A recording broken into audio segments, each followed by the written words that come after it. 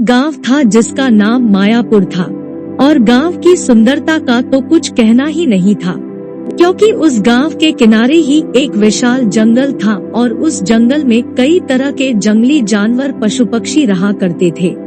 एक दिन की बात है कि एक लकड़हारा लकड़ियों को लेकर जंगल के रास्ते से अपने गांव की ओर जा रहा होता है और तभी उसे अचानक एक रास्ते पर शेर मिल जाता है और उस लकड़हारे से कहता है, देखो भाई, आज मुझे कोई भी शिकार सुबह से नहीं मिला है और मुझे बहुत तेज भूख लगी है।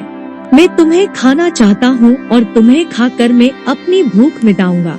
तभी लकड़हारा घबरा कर कहता है, ठीक है, अगर मुझे खाने से तुम्हारी भूख मिट सकती है और तुम्हारी जान बच सकती है तो मुझे ये मंजूर है, लेकिन उससे पहले मैं तुमसे कुछ कहना चाहता हूँ। शेर कहता है, कहो। तुम तो भैया अकेले हो और तुम्हारे कर किसी की जिम्मेदारी भी नहीं है, परंतु मेरे घर पर बच्चे बीवी भूख से व्याकुल हो रहे हैं। इस कारण मुझे यह लड़कियां बेचकर घर पर भोजन लेकर जाना होगा, परंतु मैं तुमसे ये वादा करता हूँ कि मैं अपने बीवी और बच्चों को भोजन देकर तुरंत तुम्हारे पास आ जाऊंगा।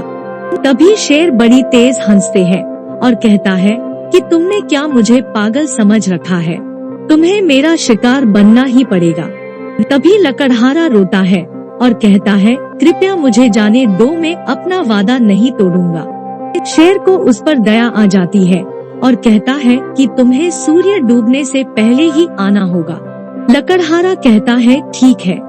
जब लकड़हारा अपनी बीवी और बच्चों को भोजन देकर शेर के पास वापस आया तो शेर प्रसन्न होता है और कहता है, तुम्हें मार कर मैं कोई पाप नहीं करना चाहता, तुम ईश्वर के सच्चे भक्त हो। तभी लकड़हारा शेर का धन्यवाद करता है और खुशी खुशी अपने घर लौट जाता है। शिक्षा: हमें हमेशा सच बोलना चाहिए, क्योंकि सच्चाई से ही व्यक्ति को सफलता प्राप्त होती है।